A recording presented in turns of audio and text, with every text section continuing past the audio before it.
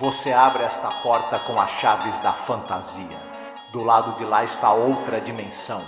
Uma dimensão de sons, uma dimensão da visão, uma dimensão da mente.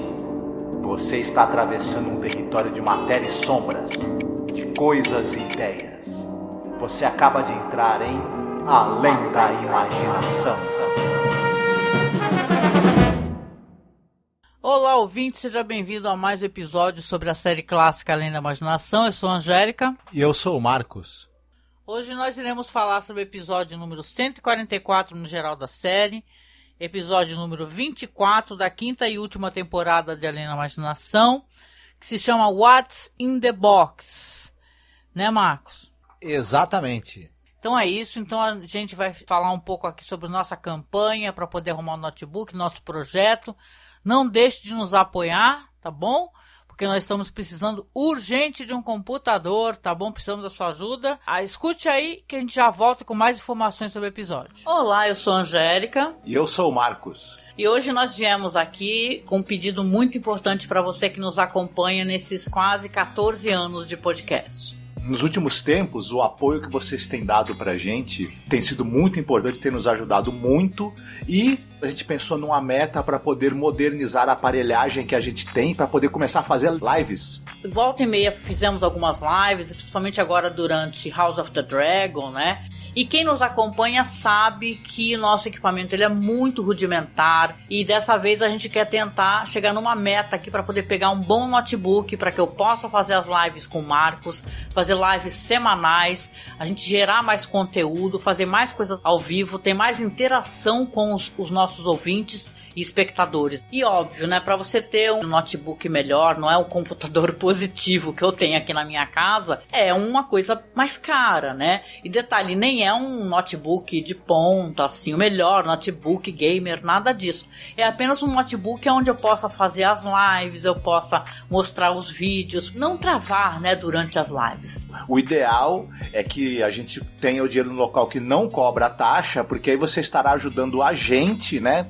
E não enriquecer algum banco ou alguma, né, operadora. Na verdade, um computador melhor também vai agilizar a edição dos programas, né? Exatamente. Então, eu peço, o Marcos também aqui, que você nos apoie, tá? Como você pode apoiar? Você pode apoiar pelo Apoia-se, mas o Apoia-se tira uma cota, né? Tira um valor. Ou você pode apoiar via Pix também. Nos ajude a atingir essa meta. Tá certo? Então a gente deixa aqui um beijo muito gostoso, um abraço muito apertado. Fiquem todos muito bem, se cuidem. Marcos Noriega, What's in the Box? Episódio dirigido pelo Richard L. Bear, escrito pelo Martin Goldsmith. O que temos a falar sobre esse episódio? Temos a dizer sobre o episódio que, por exemplo, os casais que se desentendem e têm um relacionamento meio problemático, às vezes apelam para ficar assistindo televisão para não pensar nos problemas. Esse aqui é o contrário, a televisão vai piorar os problemas, né? Verdade. What's in the box é tipo assim, o que há com a caixa, né? Essa caixa seria televisão, né? Então aqui nós teremos um episódio cuja televisão é sim objeto de discórdia entre o casal. É um dos, né? E é um episódio assim, vamos colocar assim, não é um dos melhores episódios, mas é o preparativo para um grande episódio, que é o episódio As Máscaras, da Ida Lupino. Lembrando que o próximo podcast vai ser especial sobre ela, tá? Vamos falar sobre a carreira dela, a vida dela, alguns filmes legais dela. Tá certo? Mas sobre aqui o What's in the Box, o que a gente pode falar sobre direção, elenco? Richard L. Bear. Já falamos desse cara várias vezes, porque ele dirigiu 6 outros episódios da série Além da Imaginação. Relembrando rapidinho, ele da primeira temporada ele dirigiu Third from the Sun e Purple Testament. Da segunda temporada ele dirigiu o excelente Nick of Time e o nada excelente Prime Mover.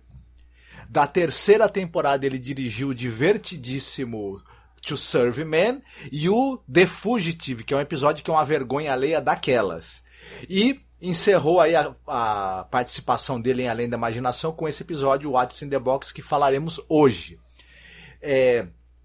Quem já escutou esses episódios que nós comentamos aqui, citamos aqui, que ele dirigiu, já teve uma radiografia da carreira dele. Mas só relembrando rapidinho, ele fez aquela série de curtas nos anos 40 e 50 do personagem Joey McDougall, aqueles curtas cômicos. Foi um cara também que dirigiu filmes noir a rodo, né? Era um cara que era muito comum, dirigiu algumas coisas com a Virginia Mayo, por exemplo, e fez séries aí, episódios de séries como Cheyenne, Fazendeiro do Asfalto e dezenas de outras que não iremos citar novamente aqui. Mas, enfim. O roteiro é do Martin Goldschmidt. Esse cara é um sujeito que ele é conhecido por ter escrito muitos e muitos roteiros para filme noir. Mas eram aqueles filmes noir que não eram os filmes do primeira categoria, né? Eram aqueles filmes ali que eram, digamos assim, do segundo escalão dos estúdios. Mas ele escreveu muitos faroestes também. Citando bem rapidamente algumas coisas que ele escreveu que ficaram famosas, ele escreveu Curva do Destino, aquele filme do Edward G. Ulmer, filme noir. Dirigiu também Rumo ao Inferno, outro noir do Richard Fleischer. Extorsão, do Joseph Pevney, nos anos 50. Enfim, é um cara que era muito ligado ao cinema noir. E ele também dirigiu um outro episódio de Além da Imaginação que nós veremos aqui nessa quinta temporada, que é o episódio The Encounter, que tem até o Sulu do Jornada nas Estrelas, né? No episódio. Legal. Falando um pouco do elenco, a gente vai falar rapidinho, começando pelo técnico de TV desse episódio, que é um cara que vai ter muita importância, que é o Sterling Holloway. Ele é um cara que teve 60 anos de carreira, dos anos 20 aos anos 80.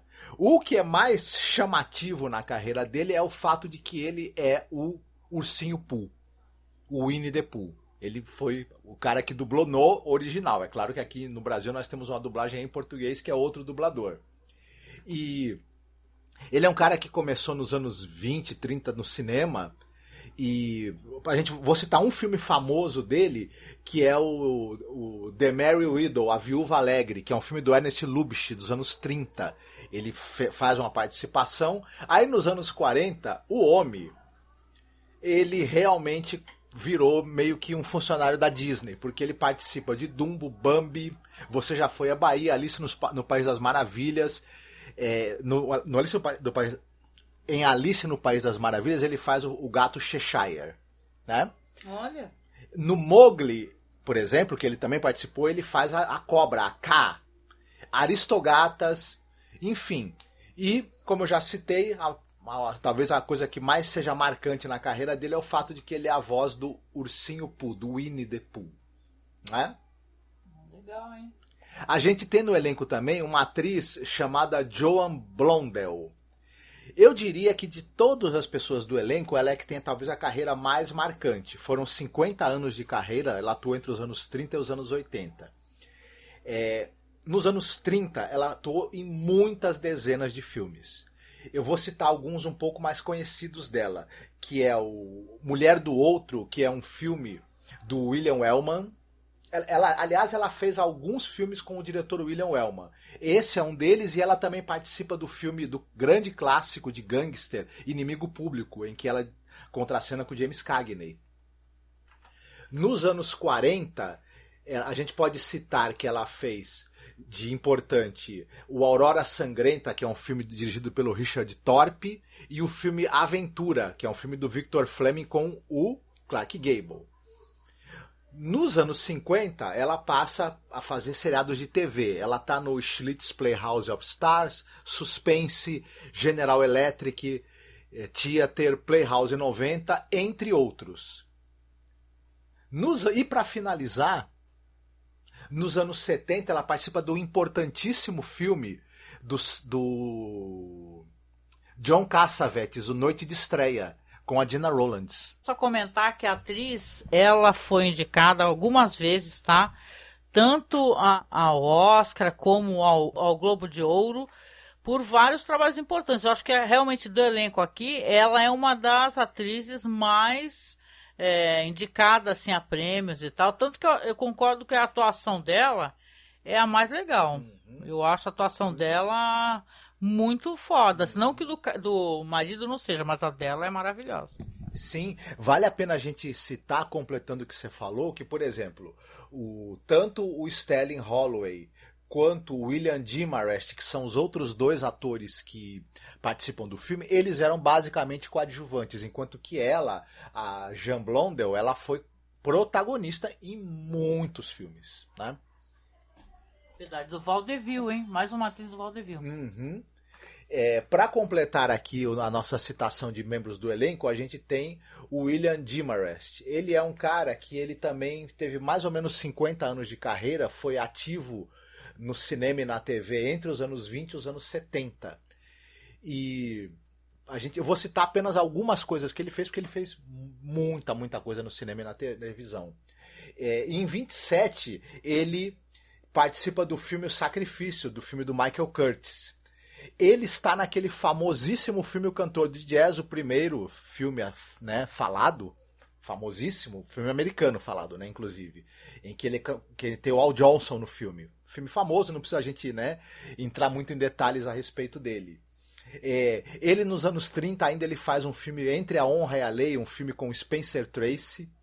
Ele participa de episódio da série do Charlie Chan, lembra aquele detetive chinês, que na verdade o personagem era chinês, mas era feito só por atores americanos fazendo, né, Yellowface, uma coisa terrível, né? Mas ele participa do Charlie Chan na ópera ao lado de gente do Boris Karloff, né? E do Warner Oland, que fazia, né, o Charlie Chan. Ele ainda faz alguns filmes, pra gente terminar aqui falar sobre ele, do diretor do Preston Sturges. Ele aparece em diversos filmes desse diretor. O Homem que se Vendeu, Natal em Julho, As Três Noites de Eva, que ele tem a Bárbara Stanwyck, Contrastes Humanos, que tem o John McCrea. E é isso. E só para finalizar, nos anos 50, ele participa de um filme do John Ford com o James Cagney, O Sangue por Glória. E também participou de algumas séries de TV, citando rapidamente o Alfred Hitchcock Apresenta, Caravana, o próprio Além da Imaginação e Ellery Queen, entre várias outras. Está certo. Interessante, eu gostei do resumo da carreira dos atores, da atriz. E hoje é você que faz a sinopse, né? Não é isso? Sim. Então você vai fazer a sinopse, depois a gente desenvolve aí o que a gente achou. Certo. Nós temos um personagem que é o Joey Britt, e ele é casado com a Phyllis. Ocorre que o Joey é um cara que ele gosta muito de, nas horas vagas, ficar com a sua cara na televisão assistindo lutas e jogos. Porém, a TV está com defeito. Ele chama um sujeito que é um técnico, né, que vem ali fazer o reparo da televisão. Ocorre que ele é um sujeito, o Joey, muito ranzinza, muito mal criado, muito respondão, e ele arruma uma arenga com o técnico. E o técnico resolve abandonar o trabalho no meio do caminho e fala: você tá reclamando muito? Então faz o seguinte, o concerto tá feito, tchau, adeus. E o técnico vai embora, visivelmente sem ter terminado de consertar a TV. O Joey, logo em seguida, já emplaca mais uma briga com a Phyllis, porque ele adora infernizar a vida da mulher dele, mas ele resolve dar uma testada na televisão para ver se está funcionando. A televisão, em vez de transmitir o que ele gostaria de assistir, que são a luta livre, jogos, ela na verdade está transmitindo outras coisas muito estranhas que podem levar aí a complicar muito a vida do casal do Joe e da Phyllis. Que coisas serão essas? Saberemos no episódio. Eu acho que o episódio, ele de certa maneira, ele faz uma relação. Aquele episódio, A Thing About Machines, né? Aquele lá do cara que é perseguido pelos objetos. Claro que aqui ele não é perseguido, mas a televisão vai dar um problemaço pra ele. E tem um lance que eles se ofendem muito, né? O casal, eles ficam se ofendendo bastante e tem uma mágoa ali, porque ela inclusive desconfia dele, que ele tem uma amante. Aí ele, quando ele sintoniza, porque assim, esse técnico de televisão, eu achei até que o cara, ele é alguma entidade ali que está sondando aquela relação, porque conforme ele vai explicando, falando assim, olha, vocês estão sempre enganando a gente, esses técnicos eletrônicos aí, Então, fazem um bagulhinho ali qualquer, só pra gente poder chamar de novo técnico, gastar mais dinheiro. Qualquer um saberia fazer. E, na verdade, não é bem por aí, né, que o negócio funciona. Aí o técnico pega, a televisão tá dando altos problemas, e fala assim, beleza, assim, então você faz o meu trabalho, então não vou nem te cobrar a visita, tô indo embora. E ele se vê ali com uma televisão problemática. Só que, parará, né, a televisão começa a mostrar cenas... das brigas deles, mostra cenas dele com o amante, aí que ele morre de medo da mulher ver, né? Porque a mulher tá na cozinha, né? E tal, ou seja, ele sabe que a TV tá ali para entregar os podres dele e também para, de certa maneira, a gente vai descobrir, prever o futuro, né? Uhum. Exatamente, eu achei interessante que a princípio a TV começa... mostrando programas de TV e ele aparece nesses programas no início. Depois, aos poucos, a TV, em vez de mostrar ele aparecendo nos programas de TV, começa já a mostrar cenas da vida dele, cenas muito indiscretas, de coisas que ele não quer que a esposa veja. E, como você mesma falou, aos poucos, a TV começa a mostrar cenas que não aconteceram ainda. E que podem não ser nada boas, né?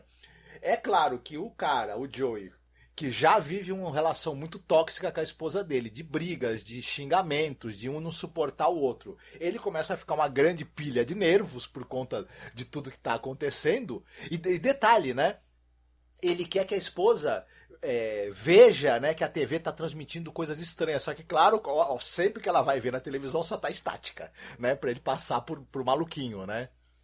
E ela fica muito pé da vida, né? Fala, além de tudo, além de ser grosso, mal educado, ainda é um louco, né? E o casal tá no limite, né? É uma briga bem barra pesada, pra falar a verdade. O episódio me incomodou, porque é umas brigas mesmo feias, entendeu? Ele quebra a cadeira em cima da mulher, entendeu? E, cara, são cenas de violência conjugal e, não sei se a intenção do episódio é fazer um certo humor com isso, né? Eu lembro até daquele episódio que a gente gosta, a gente fala mal dos episódios de The Twilight Zone que tem humor, mas tem aquele da câmera, né? Que os ladrões, eles roubam aquela câmera que tira fotos que prevê o futuro 5 minutos adiante. E depois dá tudo errado pra todo mundo. Esse episódio aqui é barra pesadíssima, entendeu? Porque o episódio vai evoluindo até o momento que ele vai ver na televisão ele matando a esposa. E não somente ele matando a esposa, como ele sendo julgado pela morte da esposa, ele indo para a cadeira elétrica pela morte da esposa, e ele fica desesperado, né? Ele chama ela e fala, não, eu não quero que isso aconteça. Eu acho que nem muito porque ele se preocupe com ela, e sim porque ele não quer que isso aconteça com ele. Né? Então é porque eles se odeiam visivelmente. Quando ele até tenta mudar o tom com ela não tá mais perdoando ele, né? Acabou. Logo cedo o episódio, eu acho que lá pelo meio do episódio, ele acaba vendo essa imagem dele tendo uma violentíssima briga com ela, que termina com ele jogando ela pela janela e ela morrendo. E depois o julgamento, condenação e execução dele. Eu até achei que o episódio acaba entregando, isso é uma coisa que eu não sei se você vai concordar. Eu achei que o episódio acaba entregando toda essa sequência cedo demais. Talvez se ele mostrasse só trechos em que a gente precisasse montar depois esse quebra-cabeça, fosse mais interessante. Mas a gente vê a sequência toda da briga deles e da morte dela. Ele fica muitíssimo mal com isso, transtornado, e ele resolve mudar o tom com ela, mas ele resolve contar pra ela que ele, na verdade, andou tendo um caso, né? Pra ver se ela o perdoa e eles podem recomeçar de novo. O que acontece é que o caldo entorna de uma vez, ela que já tava de saco cheio dele há muito tempo, já resolve que não quer mais saber dele e vai fazer as malas, e aquilo vai escalar depois a discussão que vai ter. Justamente a gente vai ver a repetição dessa briga que ele viu antes na televisão lá, né, no que seria no futuro, e vai acontecer meio que exatamente o que ele viu, né? Essa mulher odeia muito esse cara, odeia muito, e dá pra entender porque ele trata ela, ele é um taxista meio aloprado. O Marcos, que trabalha perto de taxista, eles são os caras meio aloprado, né? Não sei se é o dia a dia e tal, frustração. a cidade e tal. Ele é um cara que ele tem essa vida dupla, ele tem uma amante, e tipo, a amante bem mais jovem que ele, você vê, né, que é uma mulher mais jovem. E ele trata a esposa dele mal, a esposa dele odeia ele para um caraco, e vai dar tudo. É uma sensação que a gente tem assistindo, que é uma história sobre ser predestinado. Você não consegue alterar o seu destino, nem que você queira. Isso mesmo. Eu acho que vale a pena ressaltar uma coisa interessante. Primeiro que, apesar de ser um episódio cômico e tudo mais, ele não dá tanto material assim. Os dois atores estão muito bem. Né? São dois excelentes atores, muito experientes, então eles meio que desempenham toda essa escalada da raiva explosiva do casal de uma maneira muito competente e que tem os laivos de humor. Eu acho também que a briga final em que eles começam a quebrar as coisas um no outro, tem ela sendo jogada da janela, em termos de uso de efeitos visuais, de efeitos especiais, é muito bem feito. A briga é muito convincente e meio chocante até.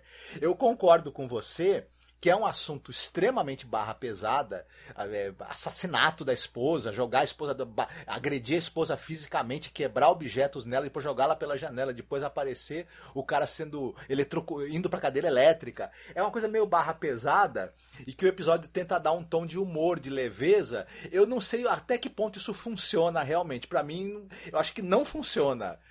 Tentar dar uma leveza em algo tão né, barra pesada assim, mas... Concordo, realmente. Não tem como. Na hora que você tá vendo a primeira baixaria, porque violência conjugal não deveria, né, ser tema de humor, né?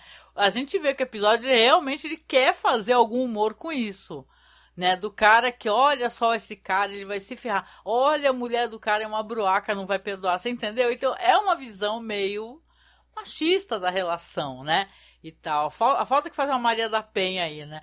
E o cara vai parar na cadeira elétrica, né, meu? Porque eu acho que, não sei se a história se passa em Nova York e tem estados nos Estados Unidos que a pena de morte existe, né? Até hoje, inclusive. Então, realmente o cara tá lascado.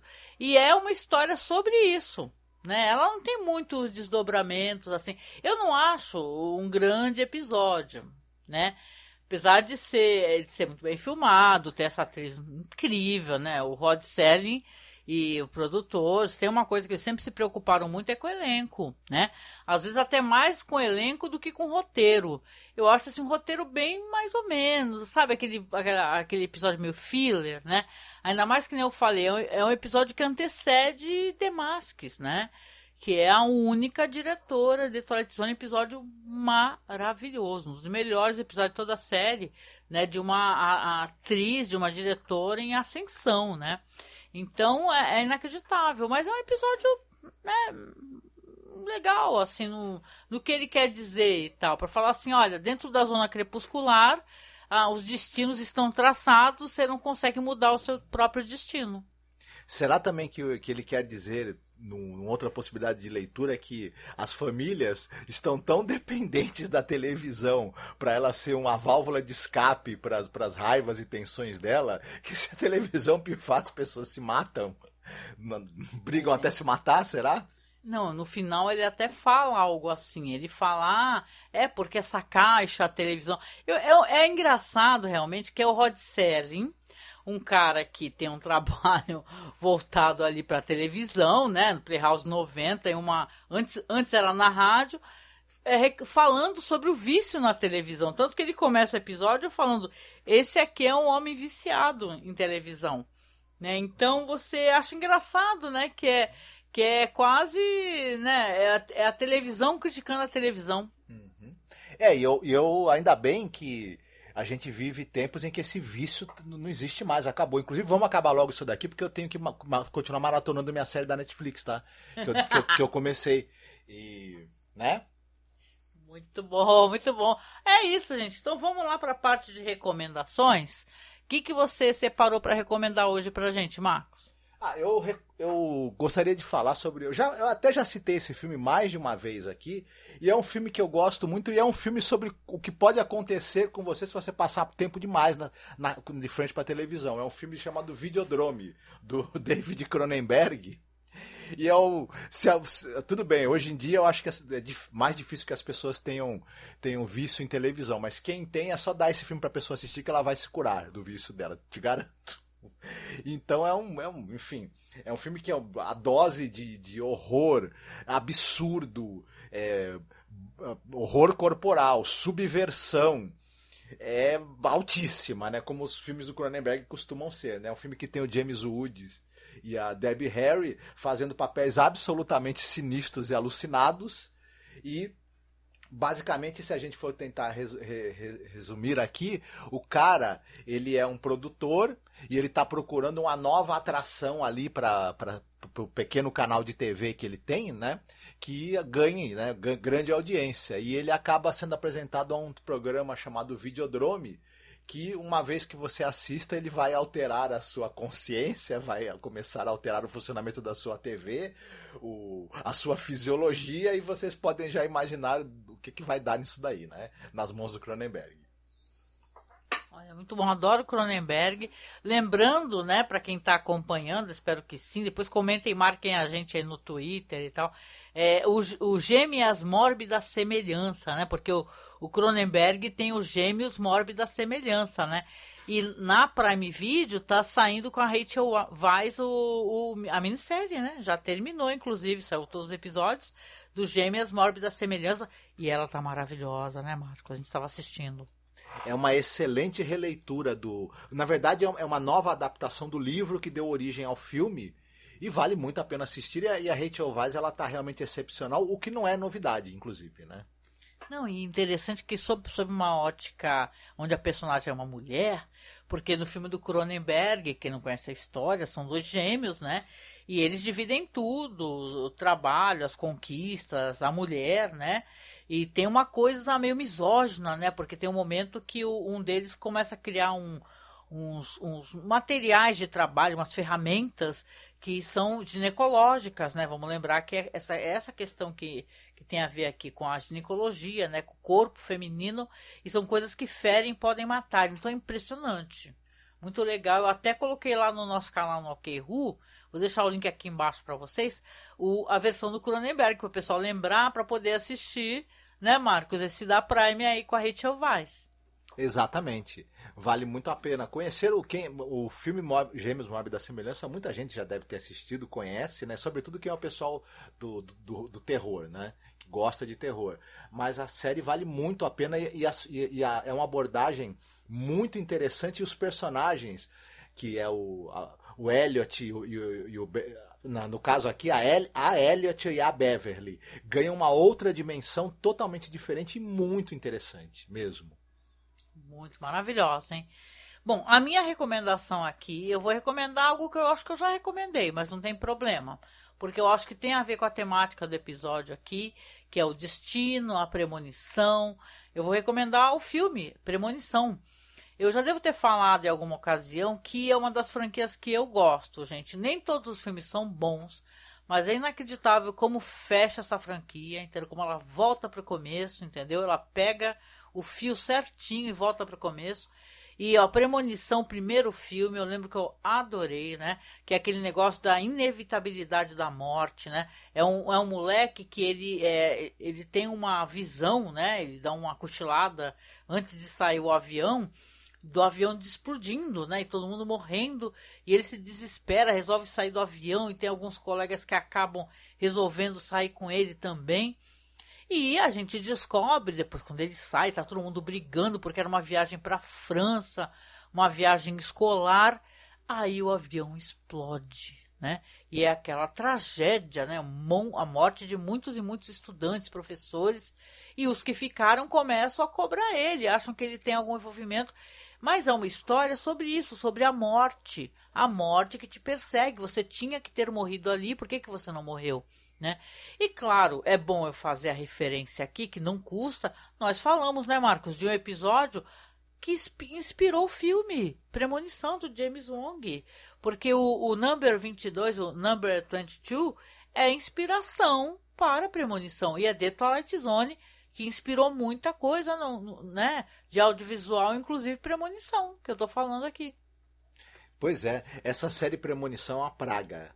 Porque você assiste o primeiro, você quer porque quer ver todos os outros e tem essa coisa do suspense que ela cria, a gente quer ver como é que vão ser as mortes, né? É um dos grandes atrativos desse tipo de filme, as mortes criativas, né? E Premonição tem bastante. Em alguns filmes, como você mesma falou, né? Em alguns exemplares da série, as mortes são mais criativas e o roteiro é mais bem amarradinho, outros nem tanto, mas acaba fechando muito bem no último capítulo. Então eu vi todos também e me diverti horrores, pra dizer a verdade. Eu adoro, gente, é mó legal. E é mó interessante a gente poder estar falando de uma série que ela é referência para muita coisa no audiovisual. Só que as pessoas não falam sobre isso porque não pesquisam. Eu queria até aproveitar o ensejo aqui, porque assim, não custa, o Black Mirror tá aí para novamente voltar aí para explodir cérebros, não é verdade? E o criador, o Charlie Brooker, né? Ele tem uma ótima minissérie que fala sobre isso. O assunto é a televisão, que se chama justamente Como a Televisão te emburreceu. Claro, o título é em inglês, né?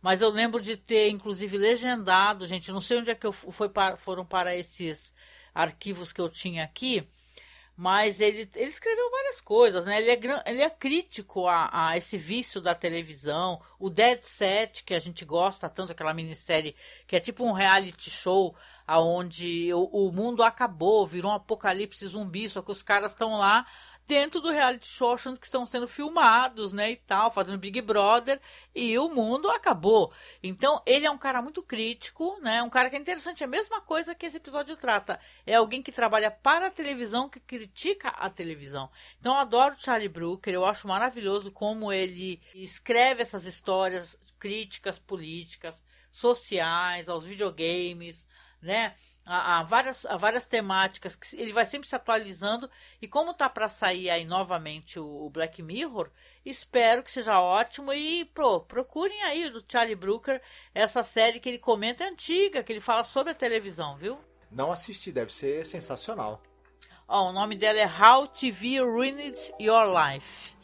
São 6 episódios, gente. Se eu encontrar, eu prometo que eu coloco aí para vocês. Oh, yeah.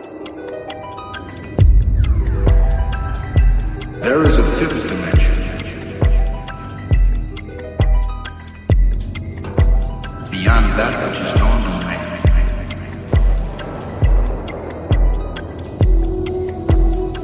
It is a dimension vast as space. E é isso, né, gente? Agora a gente vem se encaminhando para o final do nosso podcast. Dessa vez é você que vai escolher música para tocar no final, lá no nosso Spotify, no feed do site, né? No arquivo de MP3. O que você selecionou para tocar no finalzinho? Aquela música famosíssima do Titãs, Televisão. Até porque a televisão me deixou burro, muito burro demais. A televisão me deixou burro, muito burro demais. Oh. Gosto pra caramba dessa música, muito boa mesmo. Pra fechar aqui esse episódio. Aqui nesse caso a televisão deixou ele meio louco, né? E assassino, psicopata, esse personagem aqui do The Twilight Zone. Mas é isso, gente. Então agradeço a vocês a audiência. Ótimo poder estar chegando aqui, né? Devagarinho, né, Marcos? Aos 156 episódios, gente, de uma série onde nós discutimos um por um, falamos de todos os episódios, estamos, né, nos direcionando são 36 episódios a última temporada, e já estamos aqui no episódio número 24, né?